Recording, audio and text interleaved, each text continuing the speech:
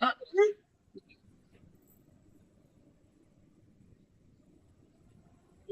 చాలా అత్తయ్య. చాలు, ఆకలిస్తుంది. ఏమిటి చేసావు? పాలకూర పప్పు, కంది పచ్చడి, బంగాళదుంప వేపుడు. అవన్నీ నేను తినకూడదు. బంగాళదుంప వాతం చేస్తుంది, చెయ్యి నొప్పి ఎక్కువ అవుతుంది. క్యారెట్ ఫ్రై చేసి టమాటో రైస్ చెయ్యి. మంచిది, చేస్తాను. మీరు రెస్ట్ తీసుకోండి అత్తయ్య. అరగంటలో వంట చేసి పిలుస్తాను. సరే వెళ్ళు. ఆ అరగంటలో చేస్తే ఏది సరిగ్గా రాదు. నిదానంగా చేయి. ఇప్పుడే ఆకలేస్తోందన్నారు. అంటే ఆదర బాదరగా చెయ్యొద్దని నా ఉద్దేశం. ఎంత పనున్నా వంట నిదానంగానే చేయాలి. అప్పుడే రుచి కమ్మదనంగా వస్తుంది.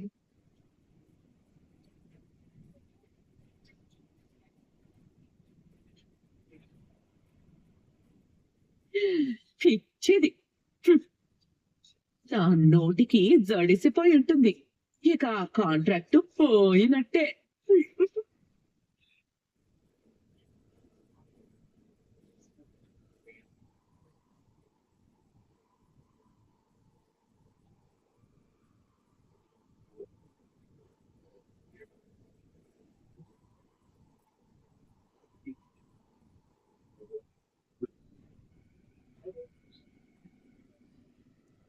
ఏమండి? మీనా, చూసావా? కరెక్ట్ గానే ఉందా? అంతే, కరెక్టే, బాగుంది. ఏమండి, ఇప్పుడు హాల్లో ఫ్రేమ్స్ పెట్టించండి. ఒక్కొక్కటి 10 అడుగుల దూరంలో ఉండాలి. సుమతి, వెళ్ళు.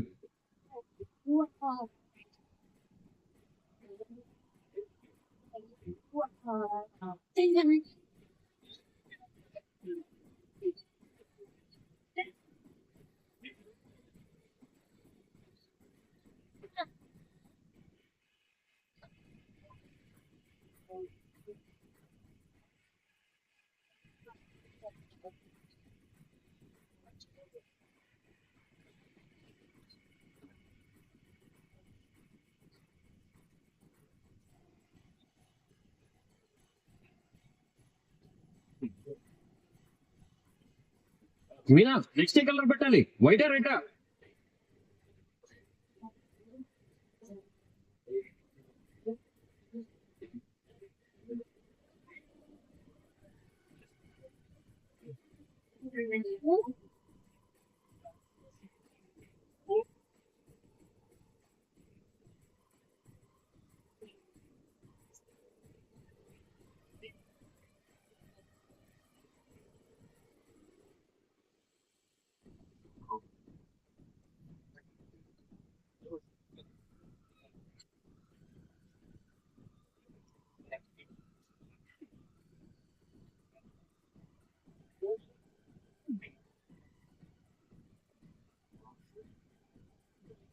మీనా, అంతా రెడీ అయిపోయింది. ఒకసారి చూస్తావా?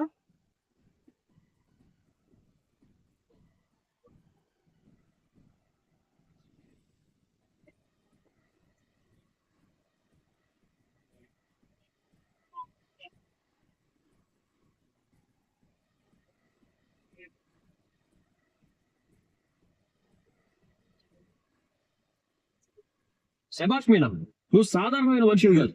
అక్కడి ఉండి ఫోన్ లో చెప్పి మొత్తం డెకరేషన్ చేయించావు. ఏ లోటు రాలేదు కదా? లోటా లేదు, చెంబు లేదు, సూపర్ వచ్చింది. మేనేజర్ గారు కూడా చూసి షాక్ అయ్యారు. మీరు నాకు అండగా ఉన్నారు. సుమతి సహాయం చేసింది. అక్క వాళ్ళంతా తోడుగా ఉన్నారు. దీనంతటికీ కారణం మీ కష్టమే. అందరి కష్టానికి తగిన ఫలితం దక్కింది. డెకరేషన్ సూపర్ సక్సెస్ అయింది.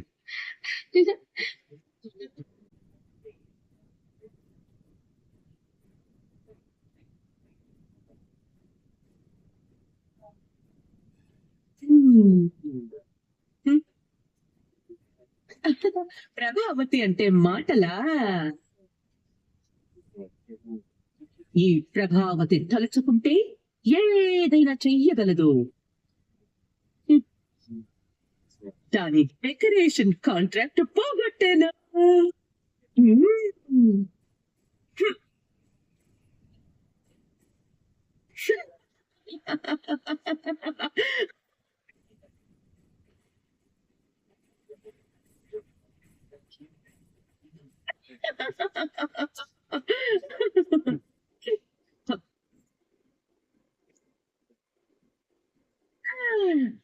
చింతామణి నన్నొక మణిపూసలా పొగుడుతుంది.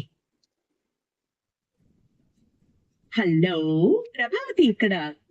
అయితే ఏంటి? ఉమ్, ఏం ఫోటో పొడిచారు?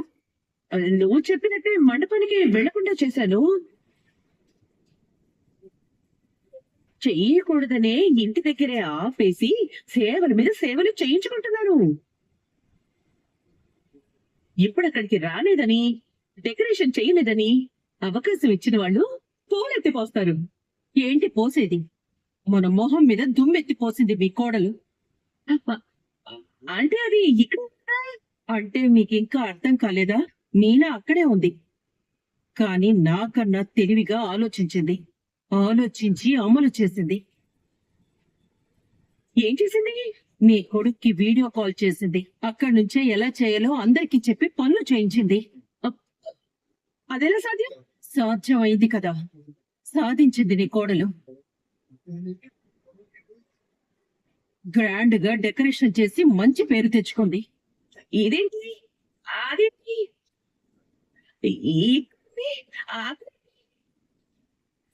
ఓహో, ఇదంతా నాకు తెలిసి తెలియకుండా ఎలా చేసింది? సూప్ తెచ్చింది, ఐస్ ముక్కలు తెచ్చింది, వేడి నీళ్ళు కూడా తెచ్చింది, కారం పెట్టింది. చివరికి నా నోట్లో మట్టి కొట్టింది. ఉష్షో. ఇలా చేస్తుందని ఏమాత్రం ఊహించినా నా ముందే కూర్చోబెట్టుకునేదాన్ని. మిమ్మల్ని నమ్మాం చూడండి, అందుకు మా పూల కంపుతో మేమే కొట్టుకోవాలి. మీ కోడలు అసాధ్యురాలు. నేను తన పోటీ తట్టుకొని ఎంత దూరమైనా వెళ్ళగలను. మీకే ఉంది, ముందు ముందు మీకే సినిమా చూపిస్తుంది.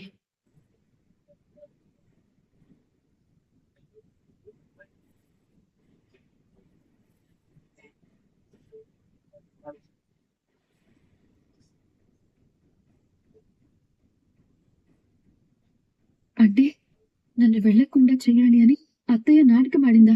అసలు ఎవరితో చెప్తుంది?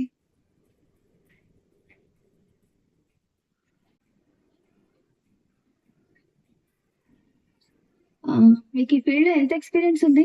డైరెక్ట్ రెస్టారెంట్ లో పనిచేయలేదు మేడం, కానీ ఒక ఈవెంట్ కంపెనీలో 2 సంవత్సరాలు పనిచేశాను. ఓకే. కస్టమర్ కోపంగా వచ్చి గొడవ చేస్తే ఎలా హ్యాండిల్ చేస్తారు? ముందు వాళ్ళని కూల్ చేస్తాను మేడం, తర్వాత వాళ్ళ ప్రాబ్లం ఏంటో తెలుసుకుని సాల్వ్ చేయడానికి ట్రై చేస్తాను. బాగుంది.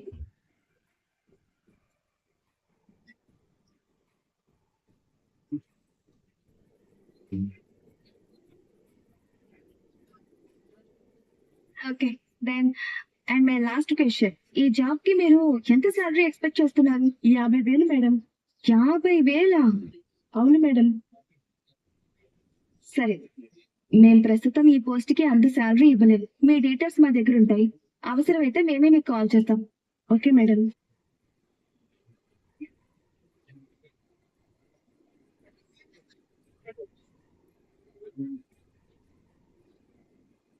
ఏమైంది? Huh? మొహం చూస్తుంటే ఎవరో రెస్టారెంట్ మొత్తం కొనేస్తాను అన్నట్టుంది. ఆల్మోస్ట్ అలానే ఉంది. 50,000 సాలరీ అడిగింది. 50,000? అది కూడా పెద్దగా ఎక్స్పీరియన్స్ లేకుండానే. ఇప్పుడు నీ మనసులో ఏమనుకుంటున్నావో నాకు తెలుసు. ఏమనుకుంటున్నాను? ఎక్స్పీరియన్స్ లేని వాళ్ళే 50,000 అడుగుతున్నారు. మరి ఇన్ని సంవత్సరాలుగా పనిచేస్తున్న నేను ఇంకెంత అడగాలి అని కదా? నేను ఇక్కడ శాలరీ కోసం పనిచేయట్లేదు. మరి నాకు ఒక డ్రీమ్ ఉంది. ఫ్యూచర్ లో నా సొంత రెస్టారెంట్ స్టార్ట్ చేయాలి. అందుకే ఇక్కడ పనిచేస్తున్నాను. వంట చేయడం మాత్రమే కాదు, ఒక రెస్టారెంట్ ఎలా రన్ చేయాలి, కస్టమర్స్ ని ఎలా హ్యాండిల్ చేయాలి, స్టాఫ్ ని ఎలా మేనేజ్ చేయాలి, బిజినెస్ ఎలా పెంచాలి, ఇవన్నీ నేర్చుకోవాలి. ఎందుకే నేను చూసి నేను ఇంప్రెస్ అవుతూ ఉంటాను. నీ వయసులో చాలా మంది శాలరీ గురించి ఆలోచిస్తారు, నువ్వు మాత్రం ఎక్స్పీరియన్స్ గురించి ఆలోచిస్తున్నావు. డబ్బు ఈ రోజు ఉంటుంది, రేపు ఖర్చు అయిపోతుంది, కానీ నేర్చుకున్నది జీవితాంతం ఉంటుంది. మంచి మాట చెప్పాను రవి. సరే, నేను కిచెన్ చూసొస్తాను. ఉమ్.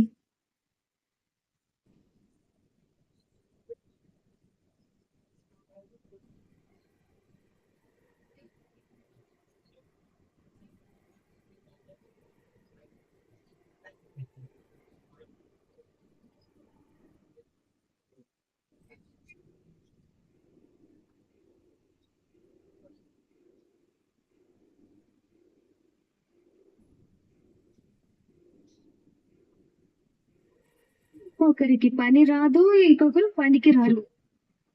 దేవుడా, ఒక మంచి అసిస్టెంట్ దొరకడం ఎంత కష్టమా! నాకు కావాల్సిన మనిషి అస్సలు దొరకట్లేదు. హలో. హాయ్ శృతి. రవిని కలవడానికి వచ్చారా? కాదు, మిమ్మల్ని కలవడానికి వచ్చాను. నన్నా? అవును. మీకు అసిస్టెంట్ కావాలని విన్నాను, అందుకే ఇంటర్వ్యూకి వచ్చాను. Wait, what? Are you serious? Yes. మీరు డబ్బింగ్ ఆర్టిస్ట్ కదా? ఆల్రెడీ మీ షెడ్యూల్ బిజీగా ఉంటుంది, మళ్ళీ ఈ జాబ్ ఎందుకు? నేను బిజీగానే ఉంటాను, కానీ మీరు అడుగుతున్నది పార్ట్ టైం జాబ్ కదా, ఈవినింగ్ 6 to 9 వరకు మాత్రమే. అయినా కూడా నమ్మలేకపోతున్నాను, నిజంగానే జాబ్ చేయాలని వచ్చారా? అవును. ప్రాంక్ ఏం చెయ్యట్లేదు కదా? లేదు, నిజంగానే మాట్లాడుతున్నాను. నాకైతే చాలా ఆశ్చర్యంగా ఉంది. ఎందుకు? నా కాలికి ఇంకా పూర్తిగా సెట్ అవ్వడానికి టైం పడుతుంది, అందుకే ఎవరో ఒకరు అసిస్టెంట్ గా ఉంటే బాగుంటుంది అనుకున్నాను. కానీ మీరు వస్తారని మాత్రం ఊహించలేదు. నిజం చెప్పాలంటే నేను కూడా చాలా ఆలోచించి వచ్చాను. దేని గురించి? రవి గురించి. రవి గురించా? అవును. రోజులో దాదాపు 70% టైం తను ఇక్కడే ఉంటున్నాడు. ఉదయం ఇక్కడికి వస్తాడు, రాత్రి ఎప్పుడో ఇంటికి వస్తాడు. ఇంటికి వచ్చాక కూడా రెస్టారెంట్ గురించే మాట్లాడుతూ ఉంటాడు. అది నిజమే. నేను నా డబ్బింగ్ పనిలో ఉంటాను, తను తన పనిలో ఉంటాడు. మొదట్లో పర్వాలేదు అనిపించింది, కానీ తర్వాత మా ఇద్దరి మధ్య ఒక గ్యాప్ వస్తున్నట్టు అనిపించింది. గ్యాప్? అవును, గొడవల గ్యాప్ కాదు, టైం గ్యాప్. ముందు ఏ చిన్న విషయం అయినా ఒకరికొకరిని చెప్పుకునేవాళ్ళు. ఇప్పుడు రోజు ముగిసేసరికి ఇద్దరం అలసిపోయి పడుకుంటున్నాం. అంటే ఈ జాబ్ వెనుక అసలు కారణం రవి అన్నమాట. కొంచెం అది కూడా ఉంది. నిజం చెప్పాలంటే తను పని చేస్తున్నప్పుడు చూడడం కూడా నాకు ఇష్టం. ఇంట్లో ఉండే రవి వేరు, ఇక్కడ పనిచేసే రవి వేరు. ఇక్కడ అందరితో మాట్లాడే విధానం, బాధ్యత తీసుకునే విధానం చూస్తుంటే నాకు చాలా గర్వంగా అనిపిస్తుంటుంది. ఇది మాత్రం నిజం, రవి చాలా డెడికేటెడ్. అందుకే తను ఇక్కడుంటే నేను ఇంట్లో ఒంటరిగా కూర్చోవడం కంటే ఇక్కడే ఉంటూ మీకు హెల్ప్ చేస్తే బాగుంటుంది అనిపించింది. చాలా మంచి ఆలోచన. మరి ఇప్పుడు ఇంటర్వ్యూలో పాస్ అయినట్టేనా? ఒకసారి రవిని అడిగి చెప్తాను. ఈ రెస్టారెంట్ కి ఓనర్ మీరు కదా, రవిని అడగడం ఎందుకు?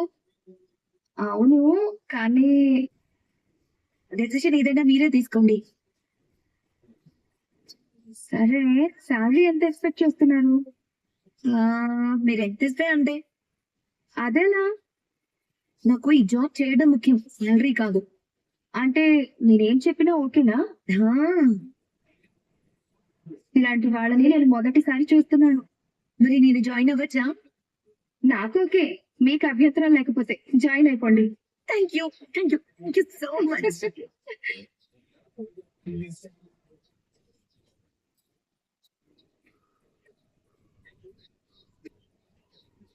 రవి, టేబుల్ నెంబర్ 6 కి ఆర్డర్ కి ఎందుకు పడలేదు? వాళ్ళు చాలా సేపటి నుంచి వెయిట్ చేస్తున్నారు. ముందు అది పంపించండి. అలాగే పంపిస్తాను. అలాగే ఈ గ్రేవీ ఒకసారి టేస్ట్ చూడండి.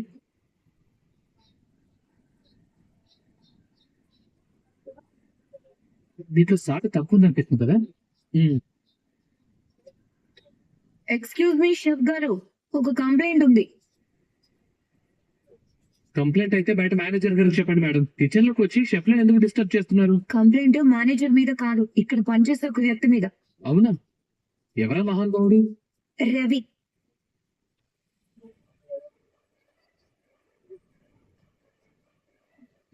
నువ్వా? నేనే. నువ్వు ఇక్కడ ఏం చేస్తున్నావు? ముందు నా కంప్లైంట్ విను. కంప్లైంట్ తర్వాత వింటాను, ముందు పద. ఇప్పుడు చెప్పు, ఏంటిది కంప్లైంట్?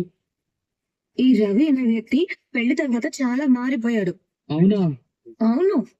ముందు రోజుకి 10 సార్లు ఫోన్ చేసేవాడు, ఇప్పుడు నేను 10 సార్లు ఫోన్ చేస్తే ఒక్కసారి లిఫ్ట్ చేస్తాడు. ముందు తిన్నావా అని అడిగేవాడు, ఇప్పుడు ఆర్డర్ వెళ్ళిందా అని అడుగుతున్నాడు. ముందు భార్య గుర్తొచ్చేది, ఇప్పుడు బిర్యానీ గుర్తొస్తుంది. ఇంత ఓవర్ గా మాట్లాడితే ఎవరు నమ్మరు. ఓవర్ కాదు, ఇది నా పర్సనల్ ఎక్స్పీరియన్స్. సరే, మరి ఇప్పుడు ఎందుకు వచ్చావు? గెస్ట్ చేయనా? చూద్దాం. నీకు ఇంకా నా గురించి ఏం తెలుసు? షాపింగ్, కాదు. సినిమా, కాదు. నన్ను మిస్ అయ్యా. అది నిజమే, కానీ అది కారణం కాదు. అయిపోయింది, ఇక నా వల్ల కాదు. నువ్వే చెప్పు. నేను ఇక్కడ జాబ్ లో జాయిన్ అయ్యాను. వాట్? వాట్ కాదు, నిజం. నువ్వా? అవును. ఇక్కడ అవును. జోక్ చేస్తున్నావు కదా? జాబ్ కాదు, నేనే సెలెక్ట్ చేశాను. నువ్వు కూడా ఇందులో ఉన్నావా? నేను లేకుండా ఎలా జరుగుతుంది? ఇంటర్వ్యూ చేసిందే నేను. నన్ను ఒకసారి అడగాలనిపించలేదా? మొదట అనిపించింది, కానీ నీ భార్య ఇచ్చిన రీజన్ విన్నాక అవసరం లేదనిపించింది. ఏం చెప్పింది? నా హస్బెండ్ రోజులో 70% టైం రెస్టారెంట్ లోనే ఉంటాడు.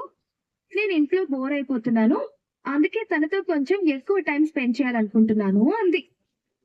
నువ్వు నన్ను బాగా మిస్ అవుతున్నావు కదా? నిన్ను మిస్ అవుతున్నాను లేక నువ్వు ఇక్కడ ఏం చేస్తున్నావో చూసుకోవాలని వచ్చానో అది నీకు తెలియదులే. నిజం చెప్పాలంటే రవి లేకపోతే ఈ రెస్టారెంట్ ని ఇంత స్మూత్ గా నడపడం నాకు చాలా కష్టం అయ్యేది. అవును, రోజుకి 24 గంటలు ఇక్కడే ఉంటాడు కదా. ఇంట్లో వాళ్ళకు కూడా అప్పుడప్పుడు కనిపిస్తే బాగుంటుంది. మళ్ళీ మొదలెట్టావా? నేనే అనలేదు, ఫ్యాక్ట్ చెప్పాను అంతే. అసలు నాకు అసిస్టెంట్ కావాలి. పైగా నా కాల్ ఇంకా పూర్తిగా సెట్ కాలేదు. అందుకే ఎవరో ఒకరు హెల్ప్ చేస్తే బాగుంటుందని చూస్తున్నాను. నాకు కూడా టైం పాస్ అవుతుంది. జాబ్ టైం పాస్ కోసమా? మెయిన్ రీజన్ నువ్వు, రెండో రీజన్ టైం పాస్. ఇక్కడ ఎవరైనా నా హస్బెండ్ తో ఫ్రెండ్లీగా ఉంటే నాకు నచ్చదు కదా. ఓ, అంటే ఇంకా నా మీద పూర్తిగా నమ్మకం రాలేదన్నమాట. నేను అలా అనలేదు, కానీ అలా అనుకున్నట్టు అనిపించింది. కొన్ని విషయాలు అనాల్సిన అవసరం ఉండదు. అబ్బా, మీరిద్దరు మొదలు పెట్టకండి. సరేలే, నేను జాగ్రత్తగా ఉంటాను. అది మంచిదే. ఏయ్, సరే సరే, మీ ఇద్దరిని చూస్తుంటే నాకు నవ్వు వస్తుంది. ఎందుకు? లవ్ మ్యారేజ్ చేసుకున్న వాళ్ళలా కాకుండా ఇప్పుడే ప్రేమలో పడిన వాళ్ళలా ఉన్నారు. అది మా స్పెషాలిటీ. సరే, నేను వెళ్తాను, మీరు మాట్లాడుకోండి. కానీ 5 నిమిషాల తర్వాత పని మొదలు పెట్టాలి. సరే.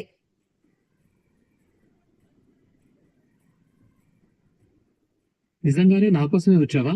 లేకపోతే నీ డబ్బింగ్, నీ రికార్డింగ్స్, నీ షెడ్యూల్స్ ఇవన్నీ ఎలా మేనేజ్ చేస్తావు? నేను పార్ట్ టైం మాత్రమే చేస్తున్నాను. ఈవినింగ్ టైంలో వస్తాను. నా వర్క్ కి ప్రాబ్లం ఉండదు. అయినా నువ్వు ఇంత కష్టపడాల్సిన అవసరం ఏముంది? నేను రేపు నీ డబ్బింగ్ స్టూడియోకి వస్తే హ్యాపీగా రా. నిజంగానా? మా సౌండ్ ఇంజనీర్ కి చెప్తాను, మా స్టూడియో ఓనర్ కి చెప్తాను. ఏమని? ఇతనే నా హస్బెండ్, నన్ను చూడకుండా ఉండలేక వచ్చాడు అని. ఆ, అవును. ఆ, అయితే నేను ఇక్కడ అందరికీ చెప్తాను. ఏమని? ఈమె నన్ను వదిలి ఇంట్లో ఉండలేక ఉద్యోగంలో జాయిన్ అయింది అని. చెప్పు, నాకేం ప్రాబ్లం లేదు. ఎందుకు? అది నిజం కాబట్టి షెఫ్ గారు. Welcome to our restaurant madam గారు. Thank you so much chef.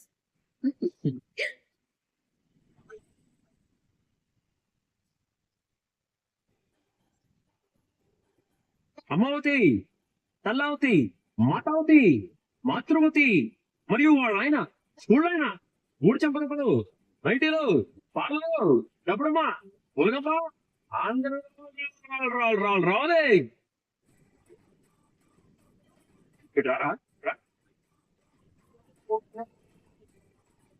ఏమైందా? చౌకొచ్చిన మ్యాప్ లో అరుస్తున్నావు? నేను హింసను ఎప్పుడు చూడలేదమ్మా. ఎప్పటిలాగే అరుస్తున్నాడు కదా.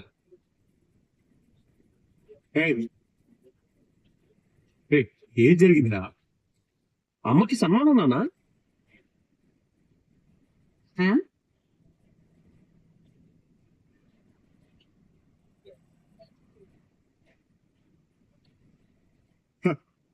ఎందుకు? ఎందుకంటే నాన్న, ఇలాంటి స్త్రీమూర్తి ఇంటికి ఒకరుంటే ఆ ఇల్లు వెలిగిపోతుంది నాన్న.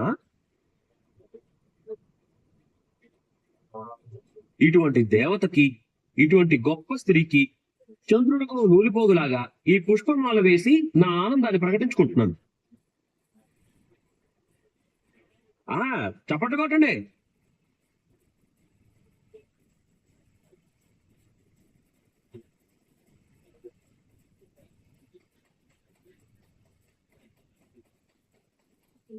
అమ్మా వీళ్ళు చప్పట్లు కొట్టట్లేదమ్మా.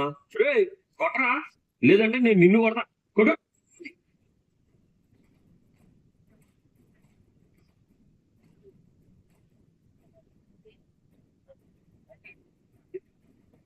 ముందు అత్తే ఏం చేసిందో చెప్పాలి కదా. ఎవరిని సాధించారు? సారీ, ఏం సాధించారు? ప్రపంచంలో ఎవరిని అడిగినా అమ్మ చరిత్ర కథలు కథలుగా చెప్పుకుంటారే. పప్పులు ఉప్పు కూడా వేయని అమ్మ ఏ ఊరికి ఉపకారం చేసిందనయ్య? పూలమాలతో గార్నిష్ చేస్తున్నా. ఎంత ఘనకార్యం చేసిందో తెలుసా?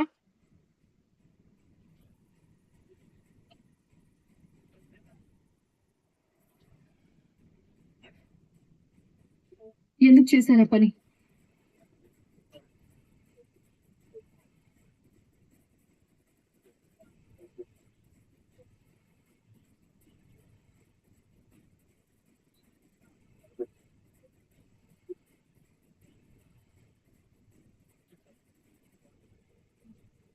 ఏం పని? చెయ్యి బెణికిందని ఎందుకు నాటకం ఆడారు?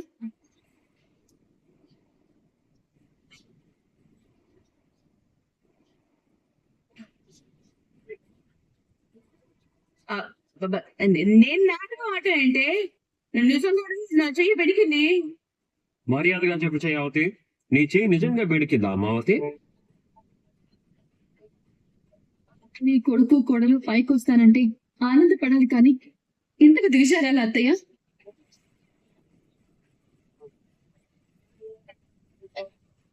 ఏం చేసిందమ్మా? నాకు పెళ్లికి డెకరేషన్ చేసే ఆర్డర్ వచ్చింది మావయ్య. అది చాలా పెద్ద ఆర్డర్. చీకటితోనే పూలని తెప్పించుకొని మనుషులందరినీ మాట్లాడుకొని మండపానికి వెళ్లే టైంకి చెయ్యి బెణికిందని నన్ను ఆపారు.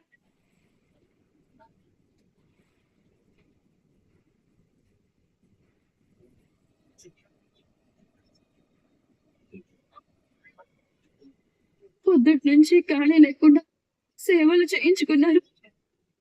నన్ను మండపానికి వెళ్లకుండా చేశారు.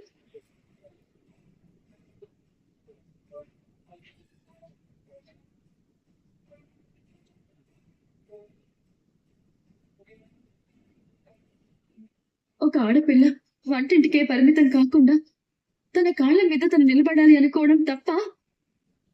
ఒక ఆడపిల్ల పెద్దగా చదువుకోకపోయినా తనకున్న విద్యతో ఎంతో కొంత సంపాదించాలి అనుకోవడం నేరమా?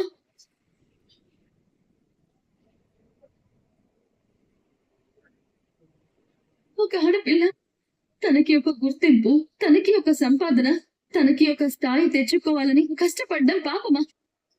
ఎప్పటికీ మీ కింద పని మనిషిలా పడుండాలా? ఎప్పటికీ మీ చెప్పు చేతల్లోనే వ్యక్తిత్వం లేని దానిలా బ్రతకాలా? అదేనా మీరు కోరుకునేది?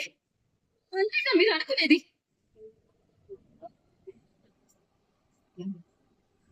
ఏమే మాట్లాడవేంటే పాపిస్తుందాన? కోడలు చెప్పేది నిజమేనా? అది నీ కోడలు అబద్ధం చెప్పదు నాన్న.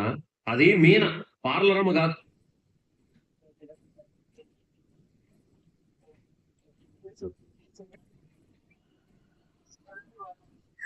విన్నావా రవి?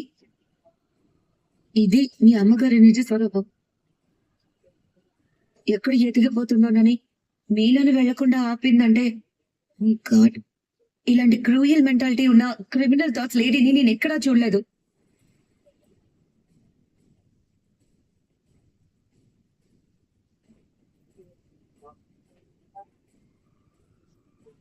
శృతి, ఏం మాట్లాడుతున్నావు? మా అమ్మ అలా చేయదు. ఎందుకు చేయదు? ఎన్ని చేయలేదు? మీరెన్ని తప్పులు చేశారో ఆ తప్పులన్నిటి వెనుక మీ అమ్మగారు వస్తూ ఉంది. అన్ని తెలిసినట్టు మాట్లాడు శృతి. నేను ఇదే ఇంట్లో ఉంటున్నాను. ఇంటి వెనక టెంట్ వేసుకునే ఉండట్లేదు. మొదటి నుంచి ఈవిడ ఏమేమి చేసిందో చరిత్ర చెప్పమంటావా?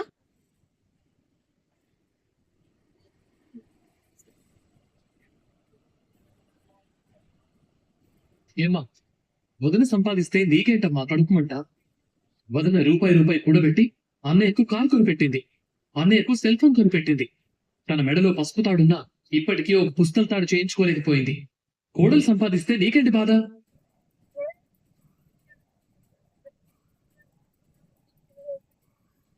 ఏంటి నోరు పడిపోయిందా? ఇప్పుడు మాట్లాడడం లేదేంటే? వీళ్ళు అబద్ధం చెప్తున్నారండి. నాకు నిజంగానే చెయ్యి బెణికింది. అప్పుడు హాస్పిటల్ కి కదా వెళ్ళాలి. ఆ? నేను తీసుకువెళ్తానన్నాను, వద్దన్నారు. మీనానే ఎందుకు ఉండిపోవాలి? మీనాకి డెకరేషన్ ఆర్డర్ ఇచ్చిందని మీకు తెలీదా?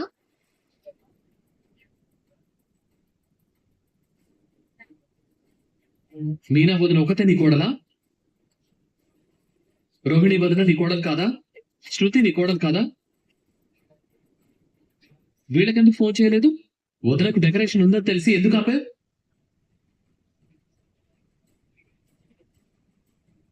ఏమ్మా నోరావతి, మూగం అయ్యావేంటి? నీ నోరు మూతపడిందేంటి? నీతిగా, నిజాయితీగా, న్యాయంగా కష్టపడి సంపాదించుకోవాలనుకునే నా భార్యని మండపానికి వెళ్లకుండా చేసి ఏం సాధించాలనుకున్నావు? ఇంత సాటిస్ఫై ఎందుకయ్యావు నువ్వు? రేయ్, అసలు అమ్మ కావాలని ఆపిందని మీకెలా తెలుసా? ఎవరితోనో ఫోన్లో మాట్లాడుతూ నన్ను మండపానికి వెళ్లకుండా చేశానని గర్వంగా చెప్తున్నారు.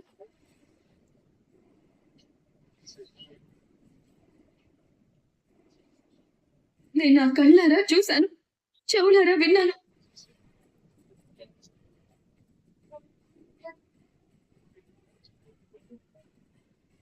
ఆ మోసాన్ని చూసి తట్టుకోలేకపోయాను, ఏడ్చాను.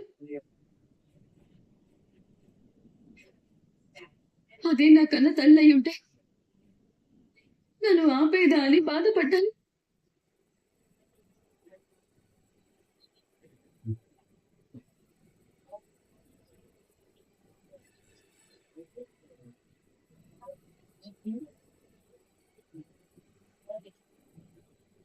ఎవరికి చెప్పకుండా భర్తని కాబట్టి నాకు చెప్పుకొని ఏడ్చింది. ఏమా, నీ చేయి బెణికిందంటే నీ కన్న కూతురు కన్నా ఎక్కువగా పక్కనే ఉండి సేవలు చేసిందే. కనీసం అప్పుడు కూడా నీ మనసులో తప్పు చేస్తున్నాను అని బాధ అనిపించలేదా? ఇంత బాగా చూసుకుంటుందే, ఎందుకు తనకి చెడు జరిగేలా చెయ్యాలి అని అనిపించలేదా?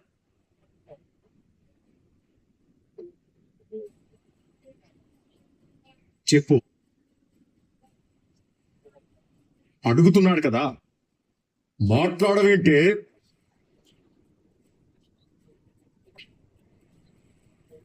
ఇప్పుడు కూడా ఇదంతా అబద్ధం అని వాదిస్తావా? అసలు నీకేమీ తెలియదని కొడుకు కోడలు నీ మీద నిందేస్తున్నారని బుకాయిస్తావా?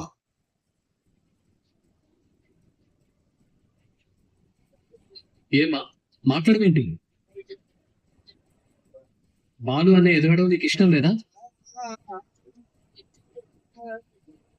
మీరు లేడీస్ అయ్యుండి సినిమాల్లో సీరియల్స్ లో నెగటివ్ రోల్స్ లాగా బిహేవ్ చేయడం కరెక్టేనా?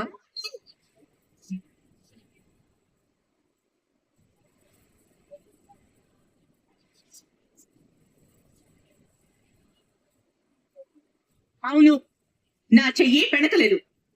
నేనే దాన్ని ఆపాలని అబద్ధం చెప్పాను. మీ భాషలో నాటకం ఆడాను. అయితే ఏంటే ఇప్పుడు ఏం చెప్తారు?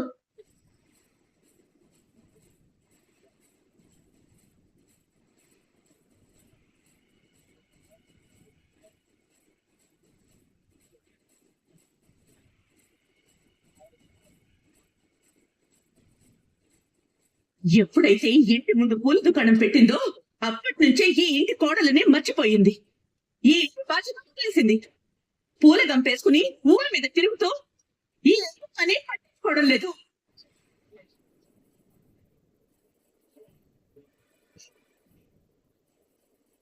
ఇప్పుడు మళ్ళీ కొత్తగా డెకరేషన్ ఉంటుంది. ఇలాగైతే ఇదే పూర్తిగా చేయకపోతుంది. ఇలాగే వదిలేస్తే మొత్తానికే ఇంటి పని వంట పని ఎగేసి వీడి వర్క్స్ చూసుకుని ఇంటి చచ్చిపోతుంది. అందుకే నాటకం ఆడి ఆపేశాను. ఏంటిప్పుడు?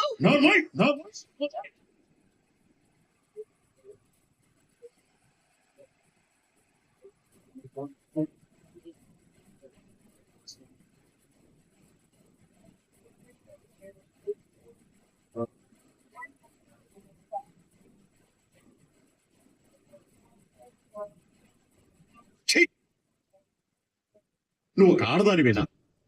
నీది ఒక ఆడజన్మేనా? నీది కన్న కడుపేనా? నీకు అసలు మనసాక్షి లేదా? ఏం బతికే నీది? 3 పూటల అందరికీ అన్నపూర్ణలా కడుపు నిండా తిండి పెట్టున్న కోడలి గురించి తప్పుగా ఆలోచించి నష్టం జరగాలని ఆలోచిస్తావా? ఎదగకుండా చేయాలని ఆడతావా? రేపు నిజంగా నీ కాలు చెయ్యో పడిపోతే గంజినీళ్లు పోసే దిక్కులేక దిక్కులేని చావు చేస్తావు. మా అందరి దృష్టిలో చచ్చిపోయావు. నీ మెళ్ళో దండెందుకే?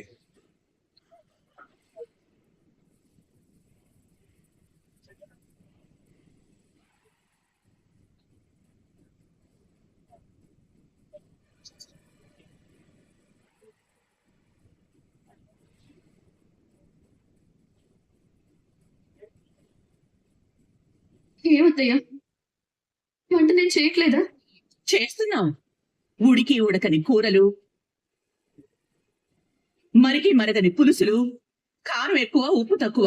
అసలు మనుషులు తినేలా ఉంటున్నాయా అవి? అవును, ఎంత ఆకలి మీద వచ్చినా నాకైతే వడ్డించదు కూడా వడ్డించదు.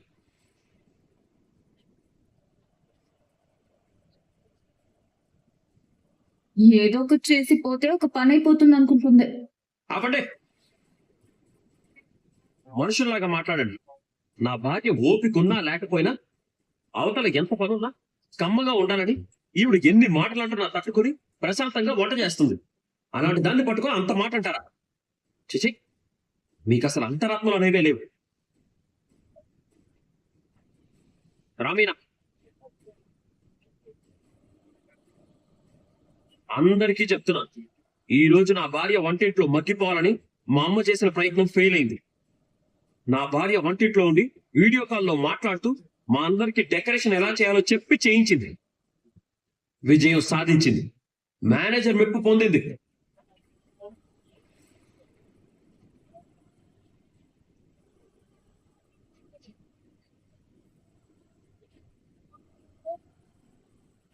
ఈ విషయంలో మాత్రం ఈ తల్లికి కృతజ్ఞతలు చెప్పాలి.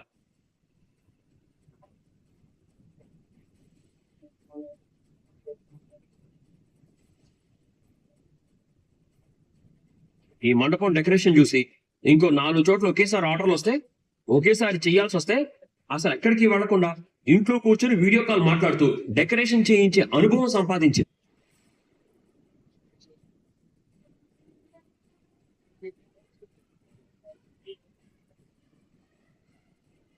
ఆ విషయంలో ఎప్పటికైనా మా అమ్మకే థ్యాంక్స్ చెప్పాలి. గడ్డి పరకే కదా అని తొక్కిపోతే అడుగు తీయగానే తలెత్తుకొని నిలబడుతుంది. కానీ ఇలా చేసినందుకు నీకు మంచి గుణపాఠం చెప్పకుండా వదిలిపెట్టే ఛాన్సే లేదు. రామీనా,